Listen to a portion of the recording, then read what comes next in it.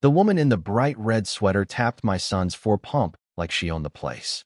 When the alarm went off, the surgeon slammed the emergency switch and barked, "Code Gray, tampering in pre-op." But that wasn't where this nightmare began. 2 days earlier, at 3 in the morning, my house was screaming.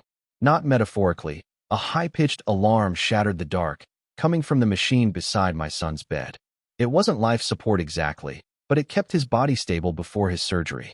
My wife, Emily, was already out of bed, fast and focused. Our son, Ryan, slept through it, 14 years old and capable of sleeping through an earthquake. The hospital had given us a medical-grade backup generator since Briarwood County had constant brownouts. That night, it had just kicked in. I stumbled through the dark and checked the breaker box. Everything was fine there. But when I stepped outside, my stomach dropped. The main power line feeding the medical outlet was cut, clean through, copper wires glinting like exposed nerves in my flashlight. "Emily," I called, voice shaking. "You need to see this." She came out, her face going blank, her version of furious. "That's not random," she whispered. And she was right. I patched the line temporarily, just to keep Ryan's pump running, when I noticed a white envelope taped to our door. Briarwood Estates, HOA, it read. Inside, violation, unapproved exterior wiring and visible electrical modifications. Fine, $100. Signed, Karen Ellison, HOA president. The timestamp was 5:15 a.m., barely 5 minutes after I'd repaired the wire.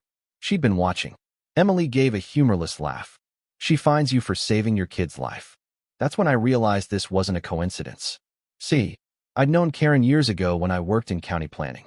Back then, she'd been Karen Matthews, a coworker who made it painfully obvious she liked me.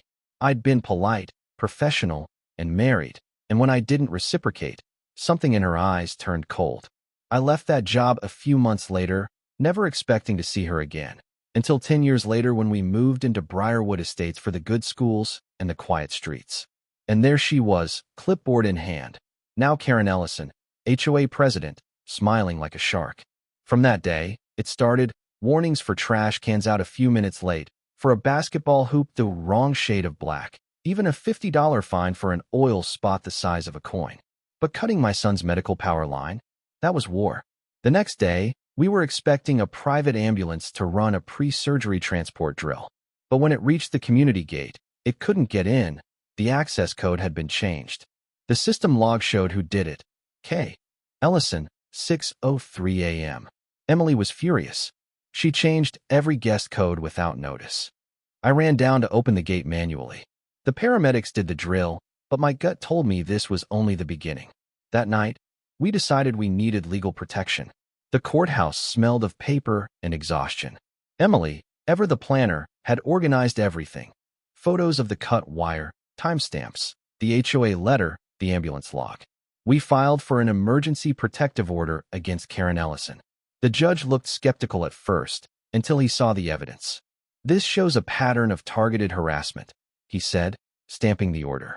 "She is to stay at least 100 yards from your family, effective immediately." Relief washed over us. For the first time in days, we felt safe. But Emily wanted proof, the kind that couldn't be ignored. Our neighbor, Buddy Harris, a retired sheriff's deputy, had cameras everywhere. I asked if his footage showed anything. He found it, 2:42 a.m., a dark Lexus creeping past our house, lights off. A woman in a hoodie slipped into the shadows near Ryan's window. Minutes later, she returned and drove away. Buddy zoomed in on the plate, too blurry. But a bumper sticker appeared briefly in the brake light's glow, Briarwood County Recycling Center. "How many dark Lexuses with that sticker do you know?" he asked. "One," I said. "Karen Ellison." Buddy handed me a flash drive. "That's probable cause, my friend." 2 days later came Ryan's surgery. We gave the hospital security copies of the restraining order and Karen's photo. They promised to be vigilant. The morning was calm. Ryan joked about the hospital Wi-Fi. Emily and I smiled for him, pretending not to be terrified. Then, just before the operation, his pump beeped. A nurse silenced it, saying it was probably an air bubble. But when Dr. Evans, the surgeon, checked it, his expression changed. "The dosage parameters are off by a factor of 10, he said grimly. "If this had started, your son would have gone into cardiac arrest." The room froze. Someone had tampered with the machine. He ordered an immediate lockdown. Call the police. This was deliberate. I felt the world tilt. Could Karen have? No, she wouldn't, but of course she would. The hospital went into code gray. Security sealed the floor.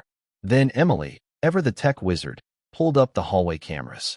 There, she said, voice trembling with fury. On screen, a woman in a bright red sweater under a hospital volunteer vest, walking away from Ryan's room. She turned her head slightly, enough for the camera to catch her face. It was Karen Ellison. Emily saved the footage and handed it to the detective on scene, Detective Monroe. Within minutes, Monroe called it in.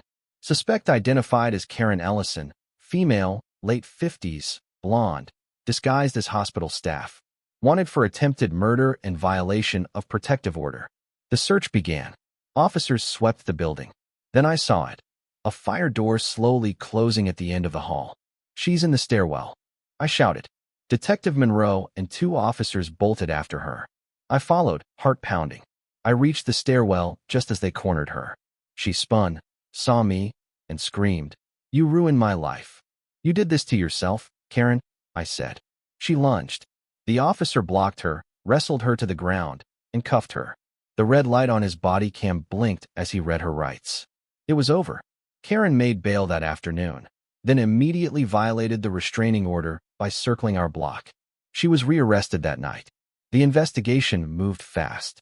Police found overwhelming evidence. Texts on her phone ranting about me, messages saying, "Phase 1 is complete. Let's see how they handle a little darkness." Search history for Ryan's medical device. Gate logs proving she'd locked out the ambulance. The HOA board, terrified, called an emergency meeting. They uncovered doctored minutes, fake violations, and medical exemption requests she'd hidden. One by one, our neighbors shared their own stories of bullying. The vote to remove her was unanimous. Briarwood Estates adopted a new rule, Ryan's Law, guaranteeing medical accommodations for any resident, no approvals needed. Justice, finally, was catching up. When the district attorney called, she listed the charges: attempted murder, child endangerment, tampering with medical equipment, impersonation, and restraining order violation. With that mountain of evidence, Karen took a plea deal. At sentencing, Emily and I sat in the same courtroom where it had all begun. Karen looked small in her gray jumpsuit, all the arrogance drained away. The prosecutor spoke of her calculated cruelty and moral depravity, targeting a sick child out of spite. When it was my turn, I told the court, "You didn't just attack my son. You attacked our peace, our safety. But you failed." Emily read from her meticulous timeline, ending with, "She used the rules of a community to terrorize us. It's only right that the law now holds her to its own." The judge, the same one who'd granted our order, leaned forward. "Ms. Ellison, you turned authority into a weapon. You planned, sabotaged, and nearly cost a child his life. For attempted murder, I sentence you to 20 years in state prison, 15 mandatory. For the remaining charges, concurrent terms. Lifetime no-contact order. Restitution to the Taylor family." Karen sobbed. "Yes, Your Honor," she whispered. The gavel struck. Justice was served. 6 months later, life was normal again. Ryan was healthy, back to video games and pizza nights. The new HOA board was sane, decent, and even invited Emily to help write new community safety policies. We donated every dollar of restitution to the hospital's pediatric wing. But we allowed ourselves a little humor, too. Emily subscribed Karen, anonymously, to Cat Fancy, Modern Ferret, and Oh, the Oprah magazine. I donated $500 in her cousin's name to a political group she despised. And for her old lawyer? A spring-loaded glitter bomb. Red glitter, naturally. One evening, sitting on our porch, I asked Emily, "Do you think the glitter was too much?" She smiled. I sparkling. "Absolutely not. Everyone deserves a little sparkle." We laughed, a deep, healing laugh.